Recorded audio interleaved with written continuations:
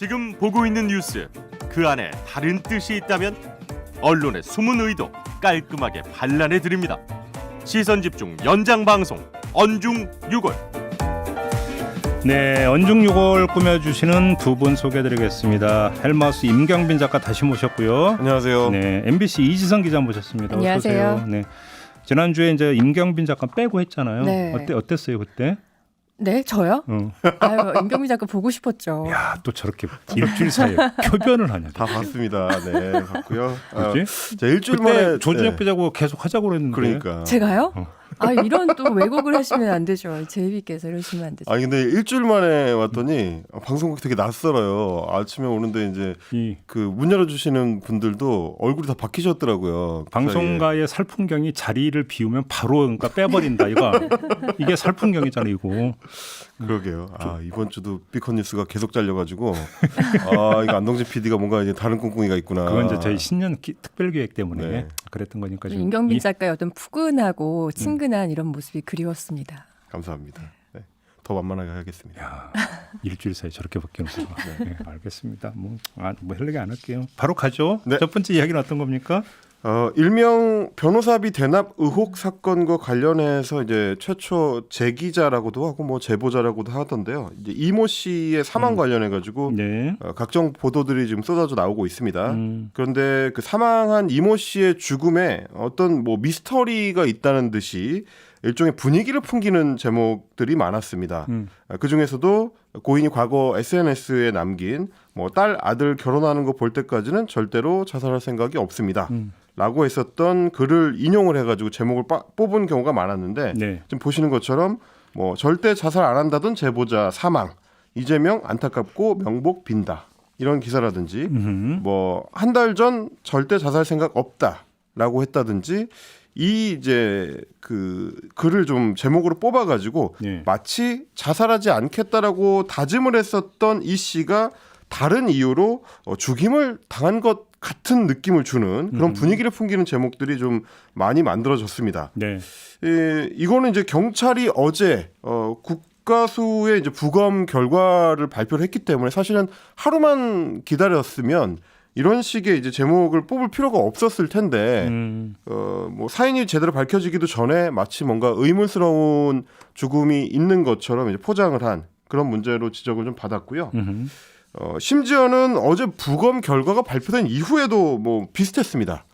부검 결과상으로는 뭐 대동맥 박리 파열, 그러니까 이제 심장에 좀 문제가 있었던 걸로 네. 나왔고요. 뭐 중증 관상동맥 경화 증세라든지 뭐 심장 비대증 같이 생전에도 이제 비슷한 뭐 문제가 있었던 걸로 이제 경찰이 발표를 했는데 제1야당까지 나서서 마치 이재명 후보가 이 씨의 죽음에 관련이 있다는 식으로 이제 주장을 하거나 매체들 같은 경우는 이 말을 그대로 이제 따옴표로 인용을 해서 제목에 달아다는 어떤 선정적인 보도 방식을 이어갔습니다. 뭐 데스노트니 살인멸군이 간접살인이니 뭐 이런 것들 얘기하는 거죠. 그렇습니다. 네. 뭐 김진태 의원 같은 경우는 이제 김진태 전 의원 같은 경우는 자살 당했을 수도 있다 이런 식의 표현들.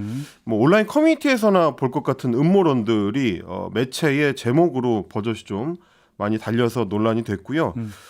국민의힘 같은 경우는 이제 의문사 규명위원회까지 설치한다고 이제 권영세 사무총장이 밝혔는데 이 CCTV까지 이제 경찰이 확인을 해서 사인 검증을 한 변사 사건인데 어떤 의문이 있다고 하는 건지, 그리고 만약에 이제 이런 문제 제기가 있었다면 매체에서도 좀 이제 정확하게 사실관계를 파악을 해서 보도를 해야 될 텐데 그대로 이제 따옴표 인용하는 보도들이 더 많았다는 거, 이 점을 좀 지적하고 싶었습니다. 네. 반면에 비슷하게 뭐 비교해 본다면 뭐 김건희 씨와 관련된 윤석열 후보의 이제 아내인 김건희 씨와 관련해서 MBC 스트레이트에서 이제 7시간 녹취 파일을 가지고 그걸 소재로 한 방송을 지금 준비를 하고 있는데 국민의힘은 이 보도에 대해서는 방송금지 가처분 신청을 하고 틀어막기식의 이제 행보를 하고 있습니다. 여기에 대해서는 이제 다른 매체들 같은 경우도 이제 문제 제기를 하는 매체들도 있고 이제 국민의힘 입장을 그대로 이제 전하는 매체들도 있고 좀 엇갈린 모습이었습니다. 좀 하나하나 좀 짚어보죠. 일단 그 이 씨 네. 그 사망을 어떤 다루는 태도는 어떻게 평가하세요, 이채성 기자는? 아니, 정말 이런 초식은 정말 저도 처음 봤어요. 그러니까 사실 모텔에서 발견이 됐잖아요. 그 죽음의 어떤 순간, 그 순간을 목격하는 사람이 있지 않다면 모든 어떤 죽음은 변사 처리가 되는 게 정상적인 과정입니다. 그러면은 이걸 취재한 기자들은 뭐 모텔에서 숨진 채 발견, 뭐 변사 상태로 발견 이런 식의 제목은 일반적으로 써요. 근데 뭐 물론 이재명 후보의 어떤 그 과거의 비리를 처음 제보했던 사람이라는 신분만으로도 변사체로 발견만으로도 어떤 뉘앙스를 풍길 수는 있지만 그 정도는 일반적으로 쓰는 제목입니다. 그런데 이 사람의 사인이 제대로 나오지도 않은 상황에서 자살과 계속 자살이 아닌데 뭔가 이 사람의 죽음이 의문에 있다는 뉘앙스를 갖다 붙이는 이런 사실과 동떨어진 제목을 계속 쓴다. 그것도 반복적으로 쓴다. 그것도 여러 언론사가 쓴다는 건 이런 초식은 전 처음 봐요. 그러니까 이건 사실은 보도 준칙에도 네. 맞지가 않는 거잖아요. 사망 원인이 밝혀지지도 않은 상태에서 네. 특히나 사망 관련 사건 같은 경우는 그 추정 보도는 이제 금물 아닙니까? 그럼요. 그리고 이제 우리 뭐 천기누설에서도 박지원 변호사도 여러 번 강조를 했지만 이미 부검 의뢰를 경찰이 한 상태였기 때문에 하루 이틀만 기다렸으면 좀 더 정확한 사인이 이제 밝혀지게 될 예정이었는데 그런데도 불구하고 앞서서 이제 계속해서 뭔가 이제 의문이 남아 있는 것처럼 미리 보도를 하는 방식이 이제 뭐 맞느냐 이 지적을 할 수가 있을 것 같고 또 하나는 국민의힘 같은 경우는 이제 계속해서 이제 3명이라고 이번에 사망한 이 씨를 포함해서 이재명 후보의 의혹 관련한 사망자가 3명이다. 이제 이런 식으로 엮고 있습니다. 근데 이제 그 3명이라는 거는 앞서서 대장동 사건과 관련돼 있었던 2분하고 이번에 사망한 이 씨를 이제 의도적으로 연결하는 거죠. 근데 사실 이 두 사건 사이에는 거의 아무런 상관관계가 없는데 대장동 사건하고 이 건 같은 경우는 이제 변호사비 대납과 관련된 사건이기 때문에 상관관계가 없는데도 이 세 사람이 마치 하나의 연결관계를 형성하고 있는 것처럼 3명이라는 보도들이 많이 또 나왔었습니다. 그것도 역시 마찬가지로 간접적으로 연결이 예. 된다라는 의혹은 제기가 됐죠. 그러니까 그 변호사에게 S사 뭐 20억 뭐 전원 사채를 제공했는데 그 뒤에 또 김만배 씨가 그 돈을 댔다. 네. 뭐 또 이런 식의 어떤 의혹이 제기가 됐기 때문에 대장동하고 연결이 안 되는 건 아닌데 다만 그거는 확인이 안 된 의혹일 뿐이라는 것이고요. 사실 이전 정부에서도 시중에 이른바 자살 당했다라는 신조어가 나온 적이 있죠. 그래서 시중에 이런 식의 어떤 음모론을 펴는 목소리는 많이 있었어요, 사실은. 근데 처음 그런 나오는 건 경우에는 아니죠. 그렇죠. 네. 근데 그런 경우에는 사인이 아주 명확하게 드러나지 않았다거나 네. 일단 그러니까 이제 그 사망 상태로 발견이 됐을 때 뭐 예를 들어서 어떤 그 이제 뭐 유병헌 씨라든지 네. 그다음에 뭐 국정원 국정원 직원 직원이 있었죠. 뭐 이런 경우에 이거 자살 당한 거 아니냐 뭐 네. 이런 식의 어떤 음모론이 많이 나왔어요. 그런데 문제는 조금 전에도 잠깐 언급했던 그거는 SNS 공간이나 네. 인터넷 공간에서 말 그대로 그냥 음모론이 그냥 유통이 되는 거였지. 네. 공적인 영역에서까지 거론된 기억은 저는 없거든요. 근데 요번에 뭐 유병헌 씨의 죽음 같은 경우는 공적인 영역에서 다뤄지기는 했습니다만 그랬나요? 왜냐하면 근데 그건 정말로 국과수 사인에서 규명되지 않은 부분이 있었기 때문에 너무 훼손이 돼서 시신이 그래서 이 사람은 뭐 어떤 유병헌이 맞다 아니다부터 시작해서 좀 논란이 많이 있긴 했죠. 예. 근데 그거는 국과수 발표에서부터 규명이 안 됐기 때문인 거고. 근데 진짜 이런 사안이 SNS가 아니라 메인 언론의 제목으로 버젓이 정말 하루만 기다리면 되는 거예요. 공당의 관계자들이 이런 얘기를 입에 올리고 네. 또 언론도 그러면 그거에 대해서 뭐 견제를 하거나 비판을 하거나 검증을 하는 게 아니라 오히려 받아 적고 있고 또 그러니까 그 앞장서서 오히려 의혹을 제기하고 저도 이런 경우 처음 봤거든요. 네. 그 사실 이제 보도를 하는 매체들 같은 경우는 뭐 두 가지 목적이 다 있을 것 같아요. 하나는 어떤 뭐 정파적이거나 이제 정치적인 목적이 그 배경에 깔려 있을 가능성도 아예 배제할 수는 없겠지만 그보다는 이렇게 음모론의 냄새를 피우는 듯한 보도를 했을 때 조회수가 더 잘 나온다는 측면. 또 조회했습니까? 이게 굉장히 중요한 요소인 것 같습니다. 이게 뭔가 미스터리한 사건이다. 이 죽음에 다른 배경이 있는 것 같다라는 뉘앙스를 깔면 아무래도 좀 더 조회수가 나오고 좀 더 클릭을 하게 되는 거. 근데 조회수는 좋은데 그다음에 조회수 이제 정치권을 하고 이제 주목도라고 하죠. 네. 근데 문제는 그 다음이 문제인 거죠. 그러니까 그렇게 가는 것은 이재명 후보와의 연관성을 부각시키기 위한 거잖아요. 네, 맞아요. 그래서 이재명 후보를 공격하기 위한 거잖아요. 그렇죠. 뭐 이제 뭐 까놓고 이야기를 네. 해서.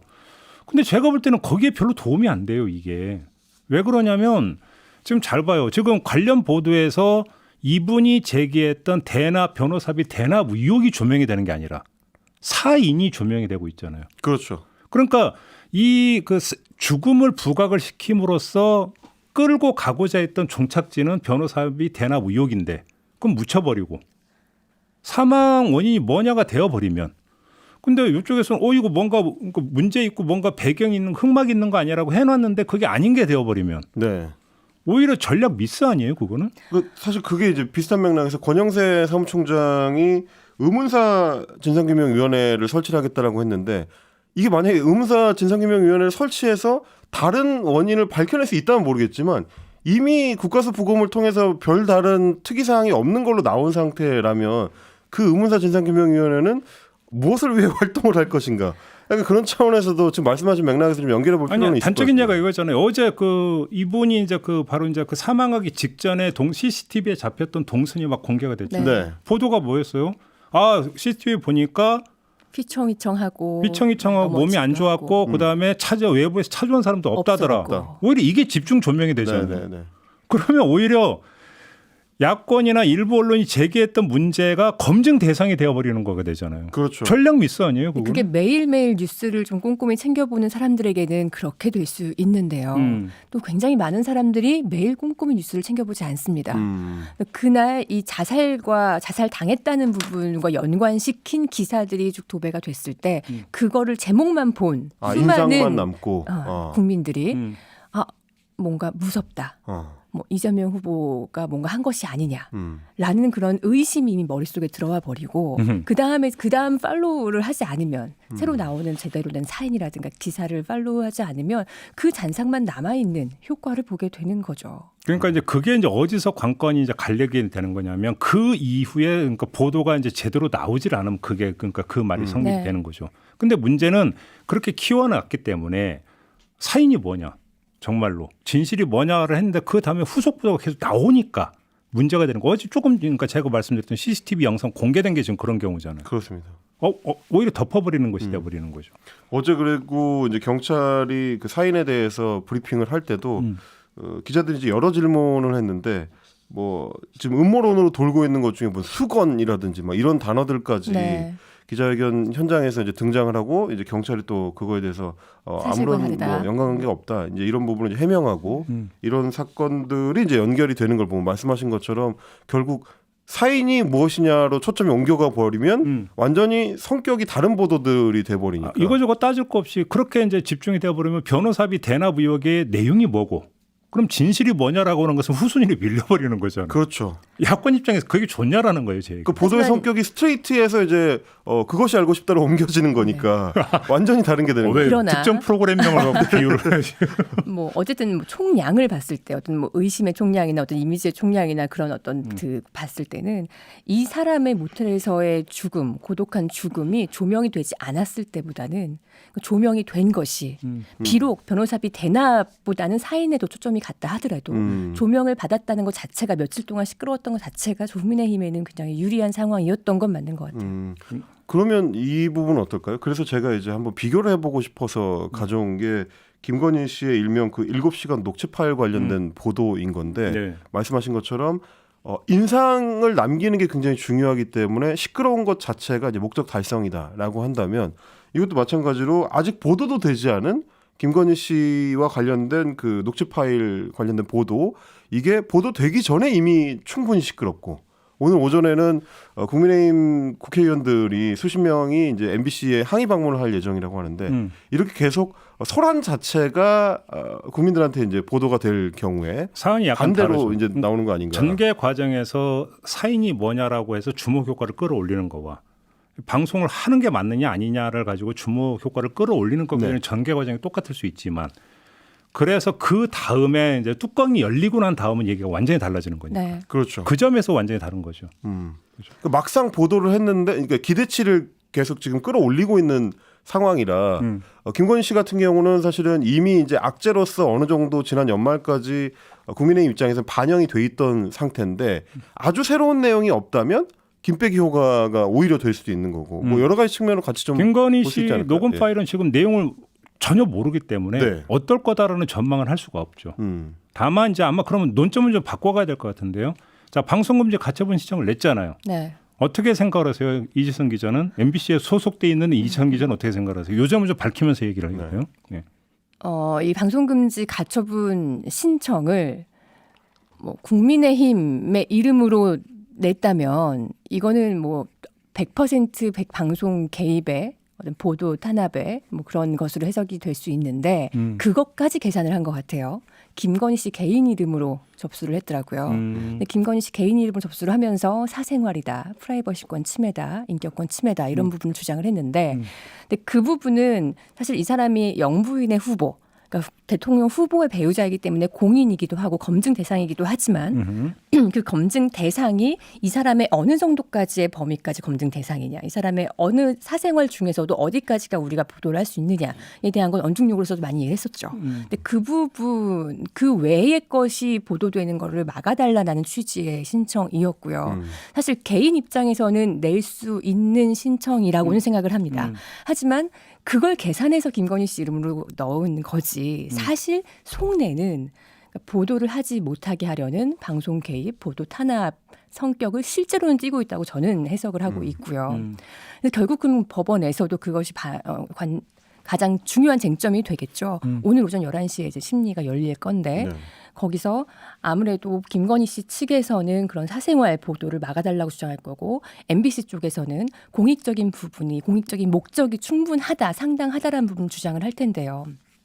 저도 사실은 그 7시간의 녹취록 내용을 모릅니다. 모르지만 제가 확답을 해드릴 수 있는 건 저희 그래도 공영방송 MBC입니다. 저희가 그 7시간 내용에 있는 그 7시간 안에 있는 모든 내용을 어떤 기준으로 저희가 보도를 삼았을까요? 그러니까 그거야 한마디로 당연히 공적 관심사만 추출해 내야 되는 거죠. 김건희 씨가 많은 얘기들을 쏟아냈겠죠. 그 많은 얘기 중에서 정말 지나치게 적나라하게 사생활적인 부분까지 저희가 보도에 썼을까요? 제가 알기로는 최대한 그런 부분은 걸러내고 가지치기 하고 쳐낸 것으로 들었습니다. 그러니까 영부인의 후보로서 대통령 부인의 후보로서 이 사람을 공익적인 목적으로 검증해야 되는 부분 그러니까 공적인 영역에 들어와 버린 사적인 대화지만 그 대화의 내용 자체가 공적인 영역에 들어와 버린 그런 대화 중심으로 추진하고 고생을 한 걸로 알고 있거든요. 그래서 그 부분은 이제 MBC를 믿고 따라주시면 좋은데 국민의힘 입장에서는 무엇이 그렇게 두려우신지. 그러니까 이지선 기자는 심지어 이제 스트레이트의 이 제작진이었던 분이고, 저도 사실은 이제 보도 프로그램 특히 탐사 보도 관련해 가지고 이제 프로그램 제작을 많이 했었던 제작진의 일원이었던 상황에서 말씀을 드리자면 7시간 녹취라는 거를 뭐 지금 서울의 소리에서 얘기하는 것처럼 전부 보여준다라고 하는 거는 뭐 그야말로 그거는 이제 보도라고 좀 하기는 좀 어려울 것 같고요. 그 안에 어떤 내용이 들어있을지 그야말로 감춰져야 하는 아주 내밀한 뭐 프라이버시 관련된 사생활 관련된 내용들이 들어있을 수가 있기 때문에 그걸 통으로 공개하는 거는 보도행위라고 보기는 좀 어려울 것 같습니다. 그런데 그 내용 중에서 지금 스트레이트가 하는 것처럼 공적 관심 사안이라고 명확하게 이야기할 수 있는 부분들 아마도 그동안 김건희 씨를 향해서 제기되었었던 의혹들에 대한 것들이 가능성이 높은데 일테면 뭐 조국 전 장관 수사 국면과 관련했었던 뭐 이야기들이 들어있다든지 뭐 내지는 뭐 청와대에 만약에 입성하게 됐을 때 뭐 어떤 식으로 하겠다 인사권 뭐 이런 관련된 내용들. 내용이 있다든가 네, 그런 내용들은 그야말로 이제 공적 영역에서 발언의 내용을 검증해 볼 필요가 있는 것들이라서 아마 그 부분을 추출했을 가능성이 크고요. 사실 탐사보도 프로그램의 제작진이 그 외에는 관심을 가질 이유도 없습니다. 근데 이제 문제는 여기서 또 이런 논리가 성립이 되던데요. 근데 그렇게 발췌 편집하는 과정에서 정치적 의도가 개입될 수 있는 거 아니냐. 그래서 윤석열 후보에게 불리한 것이 발췌 편집될 수도 있다면 그 자체가 정치적으로 편향된 행위 아니냐. 또 이런 논리도 있잖아요. 이건 어떻게 보십니까? 안 그래도 김건희 씨가 제출한 신청서의 내용 중에 그 이재명 후보의 그 형수 욕설 녹취가 있잖아요. 그거에 대해서 선관위였나요? 이거를 일부만 사용하는 것은 맥락을 앞뒤를 끊고 일부만 사용하는 것은 선거 방해 행위에 해당한다. 그래서 만약 쓰려면은 전체를 다 써야 된다라는 해석을 내린 적이 있습니다. 근데 그거를 그 신청서 내부의 예를 들었더라고요. 근데 저는 그걸 보고 국민의힘에 묻고 싶더라고요. 그렇다면 이 7시간을 다 공개하고 싶은 건가? 그럼 오히려 더 불리하지 않을까? 그리고 저는 이제 그런 식으로 보도 전반에 대해서 이제 문제 제기를 하기 시작하면, 그러니까 말하자면 녹취한 내용 중에서 일부를 전제해서 사용할 경우에는 거기에 정치적 의도가 개입할 가능성이 있다라고 하면 뉴스를 만들 수가 없습니다. 그게 정치인들이 하는 모든 발언을 앞뒤를 전부 통으로 해가지고 만약에 보도를 해야 된다 그러면 당연히 편집이 들어갈 수가 없는 거고, 그러면 모든 지금 보도 행위의 전반이 문제가 될 수 있는 거라서 이건 어떻게 보면 저널리스트들이 어디까지 보도를 하는 게 이제 시청자들을 위해서 혹은 국민들을 위해서 정확하게 이제 알 권리에 부응하는 거냐를 판단할 권리가 어떻게 보면 저널리스트들한테도 있는 건데, 그게 이제 원론으로 가는 게 네. 그걸 너무 무시하는 거죠. 저널리즘의 완전한 객관성이니 완전한 중립성이라는 게 과연 있느냐? 불가능하죠. 불가능하고, 그러니까 보도 가치를 판단하는 것 자체가 이미 거기에는 가치 판단이 개입된다라는 이야기니까. 네. 그렇습니다. 다만 그 가치 판단이 주관적 편향성을 최대한 그 절제가 된 상태에서 최대한 공익에 부합하는 것이냐 아니냐만 이제 판단 척도가 되는 거고, 나머지는 그러니까 그 수용하는 뭐 시청자나 독자들의 판단에 맡겨야 되는 이제 그런 네. 문제가 되는 거죠. 원론적으로는 그런 거죠. 그거 자체가. 맞습니다. 제가 말씀드리고 싶었던 것도 100% 객관적이란 건 있을 수가 없어요. 어쨌든 편집은 해야 되고 어쨌든 7시간 중에 일부를 써야 하는데 그것을 선택하고 취사 선택하는 것은 기자의 온전한 뭐 권한이자 역할이죠. 근데 그거를 기자가 정말 어떤 나쁜 마음을 가지고 어떤 의도를 가지고 할 수도 있지만 어쨌든 이건 양심에 맡겨야 되는 문제거든요. 저널리스트의 양심에 맡겨서 가장 최대한 객관적이고 공정할 수 있는, 그리고 국민의 알 권리에 부합하는 내용만 선정해서 보도를 하는 것은 또 우리가 저널리스트들을 잘 믿지 못하는 지금의 현 상황도 많이 고려를 해야 될 거지만 어쨌든 그래도 보도는 해야 되는 거 아닐까요? 검증 대상이고, 그렇다고 해서 이걸 아예 보도를 아예 안 하는 것이 맞다. 물론 저희는 뭐 제가 제작진은 아니지만 법원에서 가처분 신청이 인용이 된다면 뭐 승복하고 따를 겁니다. 당연히 승복하고 따를 건데 언론의 어떤 역할, 그 본질을 생각해 봤을 때 대통령 후보의 부위는 검증 대상이 맞고 그 사람의 발언 중에 우리가 국민이 알아야 될 내용이 있다면 이게 기계적 중립으로, 그렇다면 이재명 후보에 관련된 것도 니네가 탐사보로 해야 되는 거 아니야 라고 하기 이전에 검증 대상이 맞다면 보도는 해야 되는 것이죠. 그거는 기자의 양심에 맡겨야 하는 영역인 거고, 역시 제이비 말씀하신 것처럼 그거에 대한 판단은 보도가 나간 이후에 시청자 국민의 몫으로 남겨지게 된다. 이거를 보도가 나가지도 않은 상황에서 정치권에서, 국민의힘에서, 윤석열 캠프 쪽에서 이렇게까지 방송 개입을 하고 방해를 하려고 하는 행위는 용납하기 어렵다. 이건 방송법 위반일 뿐만 아니라 헌법 위반이다라는 말씀을 드리고 싶습니다. 그러게요. 그다음에 이제 저는 이번에 이런 것도 있구나라고 좀 한 게 음성권이 있더라고요. 그래서권처럼. 네. 그러니까 네. 이제 민사 소송에 성명권도 대해서 있고요. 그러니까요. 네. 뭐 이거 같은 경우 근데 이제 그거는 이제 부산물이고 격가지인 것 네. 같고 그 자체는 그러니까 대화 당사자 간의 녹음, 그것이 어떤 뭐 언론기관에 제공돼서 보도가 되는 데 있어서는 법적인 저촉이 되는 것은 저는 없는 걸로 알고 있고요. 네. 그거 같은 경우는. 그리고 저희가 이제 언중유고 시간을 통해서도 뭐 여러 번 이야기를 나눴습니다만은 이렇게 일명 라포를 형성한다고 하죠. 취재원하고 어느 정도 관계를 쌓은 뒤에야 이제 속내를 좀 제대로 털어놓게 되는 과정이 탐사 보도를 할 때는 이제 필요하게 되는데 이 경우에도 약 7시간에 걸쳐 수십 차례 통화를 하면서 취재원인 그 김건희 씨에 대해서 이제 해당 기자가 라포를 형성하는 과정까지 다 지금 이제 녹취 파일 안에 들어가 있는 건데, 그 중에서 어떤 건 보도 가치가 있고 어떤 거는 사생활이라서 가려줘야 되느냐, 이거 역시 아까 말씀드린 대로 결국은 보도를 준비하는 취재진들이 이 저널리스트로서 이제 판단할 수밖에 없고, 그거에 대한 평가는 방송 이후에 시청자들이 내릴 수밖에 없다. 그리고 오늘 심리를 통해서 결국 사법부가 판단을 하게 될 거잖아요. 1차적으로. 그쵸? 아니, 그러니까 근데 그거 판단 준거도 이미 나온 게 MBC 뭐 저희 시선 집중에서도 네. 그런데 MBC 그러니까 보도에서도 이른바 이제 준리 의혹을 다룬 바가 있습니까? 보도에서 다 준리 의혹은 다룬 적 없죠. 한 번도 없습니다. 없죠. 이미 거기에서 우리의 기준은 이거다라고 하는 것들이 네. 사실 공표가 된 거나 마찬가지잖아요. 그런 점에서 놓고 본다면. 그렇습니다.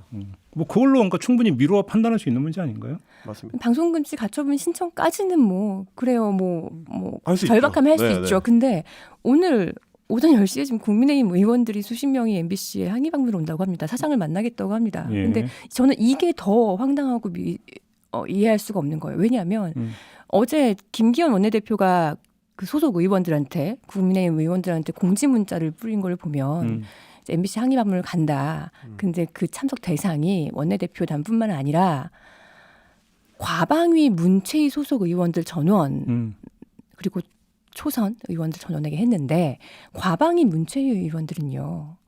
언론 관련 방송 관련 입법을 담당하는 상임위입니다. 네, 맞아요. 유관 상임위 의원들을 총동원해서 압박을 하러 온다? 이거는 명백한 불법 행위죠. 그 방송가 압력 행위로 본다. 그런 그럼요. 말씀이신가요? 유관 소관, 그러니까 뭐 원내대표 단만 온다면은 또 다르게 해석이 되겠지만 네. 과방위 문체위 소속 의원들까지 위원들까지 다 동원해서 오겠다는 것 자체가 이거는 이 방송에 개입하고자 하는 내 속내를 다 드러냈다고 보여지는 거고요. 근데 이제 그거를 당사자, 그러니까 국민의힘도 당사자라고 치고 왜 그냐 배우자가 이제 그 당의 후보이기 때문에 당사자라고 치고 당사자의 사전 어떤 항변권 내지 사전 방어권으로 해석할 여지는 없습니까? 어떻게 보세요, 그거는? 사전 방어권을 국민의힘 원내대표당과 문체위 과방위 의원들이 한다고요? 와서 집단적 의사 표시로 그렇게 볼 여지는 없습니까? 저는 없다고 생각합니다. 사실 윤석열 캠프에서 나선다면은 네. 그렇게 해석할 여지가 있을 수 있어요. 뭐 배우자도 어떤 대상이니까 그 캠프에서 관리해야 될.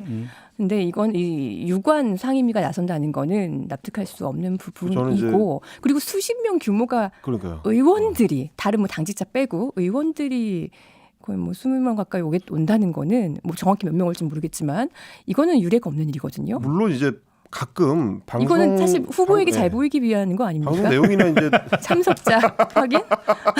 나 얼굴 한 번이라도 비춰야 된다. 아, 그럴 수도 있겠네요. 뭐 동원령을 여러 번 내려진 적 있겠죠 과거에. 근데 정말 이렇게 오는 건 제가 본 적이 없어요. 근데 이제 물론 이제 뭐 가끔 이제 방송 내용에 대해서 항의하기 위해서 방송사를 방문하는 경우가 종종 있긴 한데 이렇게 규모를 이제 키워서 오는 경우도 있었나 싶은 생각이 하나 들고 또 하나는 반대의 경우로 이재명 후보 같은 경우도 뭐 예전에 뭐 SBS의 이제 탐사보도 프로그램에서 뭐 조폭 관련된 네. 사건이나 이런 거를 이제 보도하고 이랬을 때 비슷한 사안에 대해서 만약에 민주당이 비슷한 행보를 했다면 국민의힘 측에서는 어떻게 반응을 했을 것인가 이런 것도 좀 같이 네. 생각해 볼 필요는 있을 것 보수 같습니다. 언론들은 또 어떻게 썼을지도. 네, 맞습니다. 네.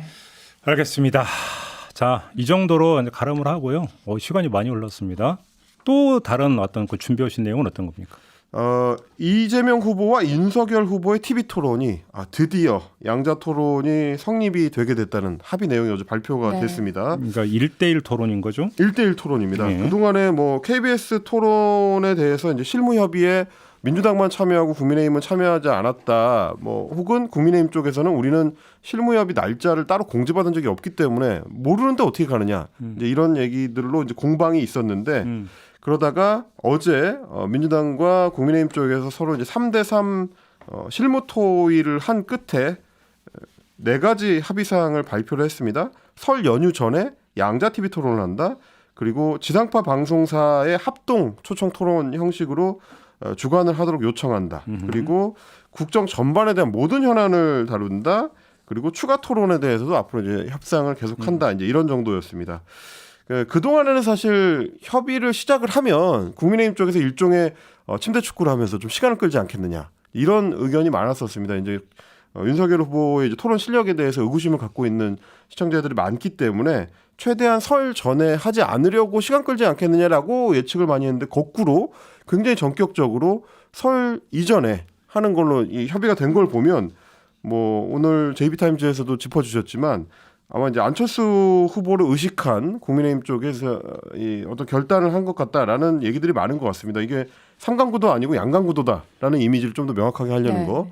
혹은 뭐 막상 토론을 했을 때는 윤석열 후보에 대한 기대치가 그렇게 높지 않기 때문에 어느 정도 이상만 하면 우리는 손해볼 게 없다라는 판단이 뭐 작용했을 수도 있고요. 기저 효과가 있긴 있겠죠. 확실히. 그렇습니다. 이게 토론을 피한다는 이미지를 갖고 설 명절로 넘어가면 또 이제 일명 이제 밥상머리 그 시사 토론에서 분리할 수가 있기 때문에 여러 가지를 좀 고려한 거 아니냐 이제 이런 얘기는 나옵니다.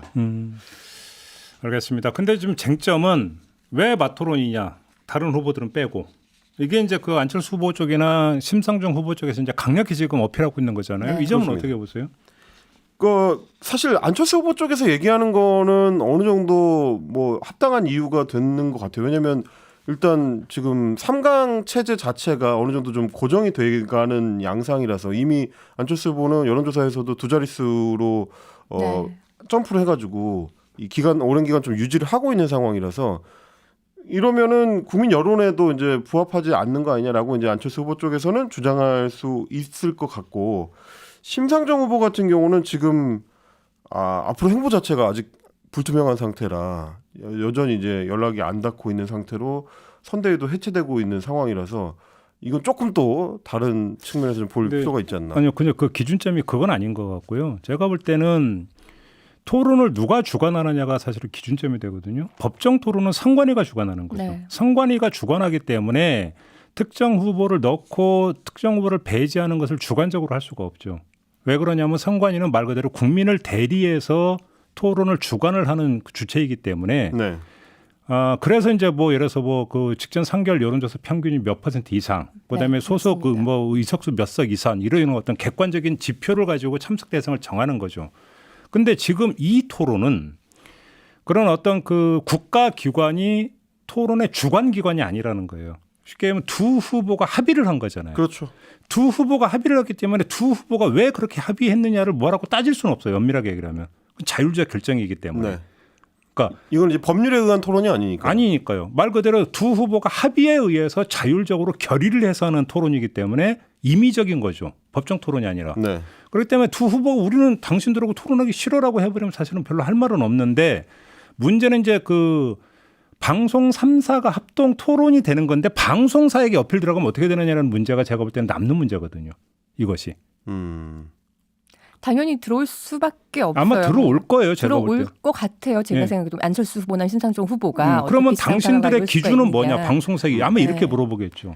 지상파 입장에서도 여러 번 토론을 할 수 있는 여건이라면 뭐 5명을 부르기도 하고 한 번은 3명을 부르기도 하고 뭐 여러 차례로 어떤 여러 형식으로 할 수 있죠. 하지만 지금 토론 한 번 여는 게 너무 힘든 상황이잖아요. 이런 상황이면 사실은 당사자 그 가장 유력한 후보 당사자들의 의견을 사실 존중할 수밖에 없고 뭐 언제 또 우리가 열 수 있는지 뭐 확답할 수가 바로 없으니까. 거기서 뭐냐면 네. 제가 안철수 후보나 심상정 후보라면 KBS, MBC 보고 당신들 공영방송 아니냐. 이 점을 칠 거거든요. 만약에 저라면. 그죠? 그런데 이제 근데 그 공영방송의 공영성에 있어서 어. 모든 후보를 골고루 불러서 토론을 하는 것이 우선순위가 될 것이냐. 음. 한 번이라도 어쨌든 토론을 열어서 국민들에게 어떤 후보를 검증할 수 있는 기회를 더 드리는 것이 우선순위가 될 것이냐. 이것도 또 같이 판단이 달라질 수 그러니까요. 있죠. 어떻게 근데 이제 보세요, 우리?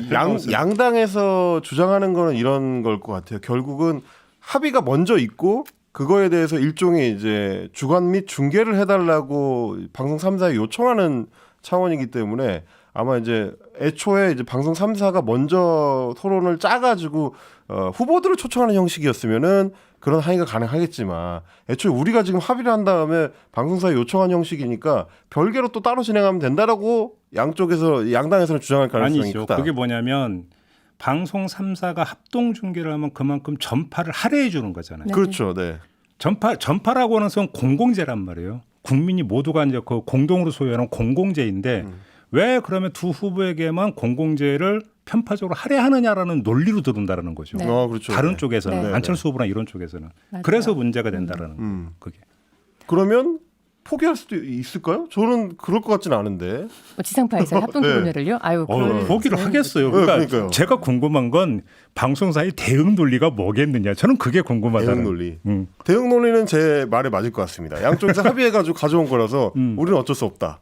이럴 가능성이 상당히 있고. 그럼 당신들 공영 아니냐 이렇게 나오나요? 그러니까 이번 경우는 사실은 그 미국의 방송 토론이랑 좀 비슷한 것 같아요. 미국 같은 경우도 물론 이제 법정 토론이 있긴 하지만 NBC라든지 뭐 CBS라든지 이런 이제 민간 지상파 방송에서 민간 지상파에서 기획을 하면 그 경우에는 미국에도 다른 그 대선 후보들이 있음에도 불구하고 주로 양당 후보만 이제 불러서 하게 되는 경우들이 많기 때문에 이 경우도 이제 법정 토론이 아니고 임의로 구성되는 토론이기 때문에 형식이 조금 더 자유로울 수가 있다.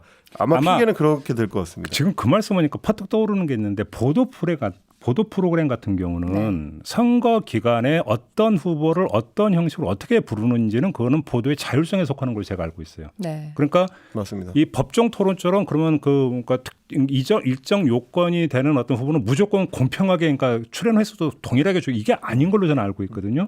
그러면 방송 3사가 이 TV 토론을 하는데 그러면 이 보도 프로그램의 그 어떤 기준에 준하는 거냐? 보도로 볼 수 있느냐? 아마 또 이게 아마 문제가 될 거예요. 실무적으로는. 편성 카테고리를 보도로 해버리면 보도로 볼 수 있느냐라는 거. 글쎄요, 그거는 제가 또 제가 어떻게 확실하게 말씀을 드리기에는 좀 잘 모르는 근데 부분이라서. 아무튼 이건 이제 그 말 그대로 원칙론의 문제가 되는 거고 현실 영역으로 들어가면 아마 그냥 가겠죠. 네. 1대1 맞토론으로. 네. 제이비 설명하신 게 맞아요. 이게 선관위 주관이 아니기 때문에 항상 여지라는 거 좀 남아 있는 것이고 그 여지 속에서 어쨌든 토론을 개최하는 것, 시청자들에게 보여주는 것 제가 이것이 그때는 가장 우선이 가장 좋은 건 상황이죠. 그러면 1대1 맞토론 한번 하고 다자 토론 한 번 더 하면 되지 그렇죠. 않겠어요? 그게 민주당의 항상 입장입니다. 그래 왔었고요. 네. 선거 때마다 그래 왔었고요. 그러면 되는 거 아닌가요? 네. 그리고 사실 이번에는 토론과 관련해 가지고 좀 굉장히 이례적인 게 공직선거법상으로 의무상 하게 돼 있는 이제 3회의 그 법정 토론 외에 지지율 양강 후보가 1대1로 토론하는 거는 이번 이제 처음이라고 합니다. 사실은 뭐 이게 토론을 하느니 마느니를 가지고는 그동안 대선 때마다 항상 논란이긴 했는데 이번처럼 실제로 양강 토론이 이제 성사된 경우는 처음이기 때문에 뭐 다음부터는 아마 이제 뭐 법률 개정이라든지 아니면 좀 더 기준을 좀 명확하게 잡으려고 하는 움직임이 정치권이나 또 이제 방송가에서도 있지 않을까. 아니 이미 그래서 법정 토론을 3번이 아니라 7번으로 그러니까 늘린다 뭐 법률 개정안이 이제 진출돼 민주당에서 있죠. 나왔었죠. 네. 예. 근데 이제 그래서 왜 3번인가 7번인가 그게 이제 방송사 숫자라면서요. 3번이라는 게 종편까지 KBS, 포함하면 MBC, 7번. SBS 이것 때문이었고 네. 일곱 이것도 번인 게 방송사들이 이제 종편에서 얼마나 많은 종편 또 때문에. 민원을 네, 넣었겠습니까. 종편 4개사를 합치면 7개. 네. 그러니까. 그러면 또 이제 만약에 늘어나면 또 그럼 늘어나는 겁니까? 근데 기준이 방송사를 기준으로 한다는 것도 좀 약간 좀 그런 거 아닌가요? 그렇게 치면 이제 24시간 보도 채널인 연합뉴스 TV나 YTN 경우는 왜 우리는 안 되느냐 이렇게 나올 가능성이 있고 그럼 9개네. 근데 또 가만히 모두의 생각. 또 이해관계가 다른 거라서. 근데 가만히 생각하면 그래서 그럼 5번만 하자 하면 그럼 어딘가를 빼버리면 난리가 날 거니까 뭐 또 그런 점에서 뭐 이해가 되는 부분이 없지 않아 있긴 하지만 참 하여간 그러니까 이게 그 기준이 고무줄이냐 뭐냐 이건 있죠 솔직히. 네, 그렇지 있습니다. 않습니까?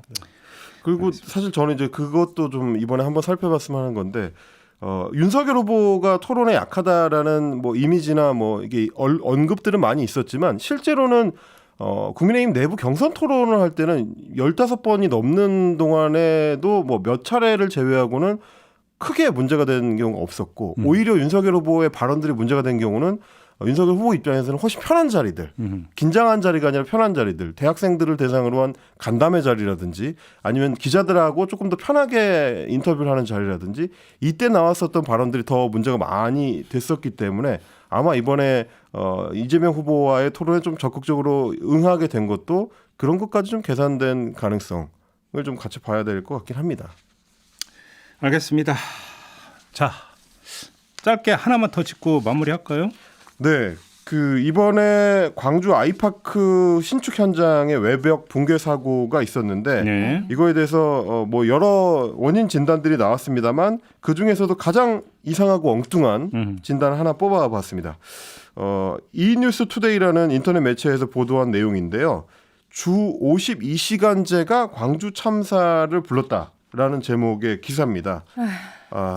여기 뭐라고 했느냐면 코로나19라든지 파업 등으로 인해서 근로자들의 근무 시간이 줄었음에도 주 52시간 규제를 하는 바람에 공사 기간을 맞추기 위해 무리하게 공정을 진행해가지고 광주 아파트 참사의 원인이 됐다라는 내용의 보도를 했습니다. 아니 잠깐 주 52기 시작은 맞추는 거고 무리하게 공사 진행하고 무슨 상관성이 있어요? 그러니까 논리상으로는 그렇습니다. 주 52시간제를 하는 바람에 일을 할 수 있는 시간은 줄었는데 공사를 마쳐야 되는 시간은 정해져 있으니까 이제 서두르게 됐다라는 주장인데요. 그러니까 뭐 평소에 10시간에 걸쳐서 해야 될 일을 7시간 동안 해야 되니 뭐 좀 꼼꼼하게 하지 못했다 뭐 이런 주장인 그렇죠. 거. 네, 그러니까 지금 이번에 문제가 된 게 이제 콘크리트 양생, 그러니까 콘크리트를 충분히 굳히는 시간을 안 갖고 뭐 1주에서 2주 정도는 텀을 둬야 되는데 한 5일만 하고 다시 다음 층을 올리고 뭐 이렇게 아니 했던 게 문제가 납득이 안 되는 게 주 52시간제는 상시 노동의 경우 아니에요? 그렇지 않나요? 맞습니다. 상시 노동의 경우로 네. 한정이 되는 게 맞죠. 네. 근데 건설 현장에서 어떤 일용 노동의 경우 이게 적용이 됩니까?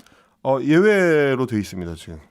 100% 그래서 똑같이 지금 적용되지 그래서 여쭤보는 거예요 지금. 그리고 아니 예외가 아니라 하더라도 음. 아닌 직종에서 이런 일이 벌어졌다 하더라도 이게 무슨 70년대식 사고 방식입니까? 52시간제 제도를 도입을 한 것은 근로자들이 최소한의 인간으로서의 삶을 유지할 수 있게 과도한 노동을 지금 방지해주기 위해 법으로 제도를 해준 거잖아요. 그러면 같은 일을 할 때 더 많은 사람이 필요해지면 기업은 사람을 고용해야 되는 거예요. 그렇죠. 그러면 이 같은 그런 상황이었다면 제목은 기업이 추가 고용을 하지 않아서 이 작업을 하기에 필요한 인력을 제대로 고용하지 않고 적은 인력으로 무리하게 돌려서가 초점이 돼야지. 어떻게 이렇게 쓸 수가 있는 건지. 그러니까 이게 애초에 콘크리트 양생이라는 게 결국은 이제 그 수분을 날려보낼 수 있는 만큼의 마를 수 있는 시간을 충분히 줘야 되는 건데 이 주장대로라면은 근로 시간이 길어지면 콘크리트가 더 빨리 마른다는 얘기인지 이게 좀 이상하거든요. 그럼 옆에서 뭐 부채로 붙이기라도 합니까 이게 노동자들이? 아니 그리고 제가 볼 때는 그러니까 저기 그 얼마 전에 있었던 그러니까 평택 그 네. 화재 사건이 있었잖아요. 네. 이때 이제 공기를 단축하려고 야간 작업을 했다는 거잖아요. 그래서 그러니까 그 화재 신고가 들어갔던 게 밤 거의 자정 가까이 돼서 그때까지 그러니까 작업하고 있었다는 하고 거예요. 있었다는 얘기죠. 그럼 그 소리는 뭔데요, 그러면? 그러니까 이제 좀 두 가지를 같이 봐야 될 것 같은데 이주성 기자 말씀하신 것처럼 그동안에 한국노동연구원이나 이런 데서 계속 지적을 해왔던 게 건설 현장의 근로시간이 너무 길기 때문에 그 문제를 개선하기 위해서 근로시간을 좀 단축을 해야 되고 그러면 그만큼 일자리 나누기 효과가 있으니까 고용을 좀 늘려야 된다라는 네. 얘기가 나왔었던 거고 또 하나는 뭐냐면 공사 기간을 너무 촉박하게 잡아서 속도전을 부추기는 방식으로 지금 돼 있는데 애초에 설계를 짤 때 공사 기간 자체를 여유 있게 잡아서 이런 식으로 속도전을 하지 않아도 되도록 그거를 시공사에서 이제 정확하게 했어야 된다라는 얘기가 이제 두 가지가 다 나오는 겁니다. 그렇죠. 뭐 더 얘기할 게 없을 것 같은데 네. 이거 같은 경우는 진단이 좀 약간 번지수가 좀 약간 잘못된 게 아닌가 싶은 생각이 요즘 하면서. 경제지들이 뭐만 하면 그 마지막에 결국 주 52시간제 때문에 모든 일이 일어났다는 식으로 이제 돌아가는 경우들이 많아서 그걸 좀 지적하고 싶었습니다. 알겠습니다. 자, 오늘 원중 요거는 이렇게 마무리를 하죠. 네. 이지성 기자, 임경빈 작가 두 분과 함께했습니다. 고맙습니다. 감사합니다. 고맙습니다. 네, 저도 함께 물러가고요. 내일 아침에 다시 인사드리겠습니다. 고맙습니다.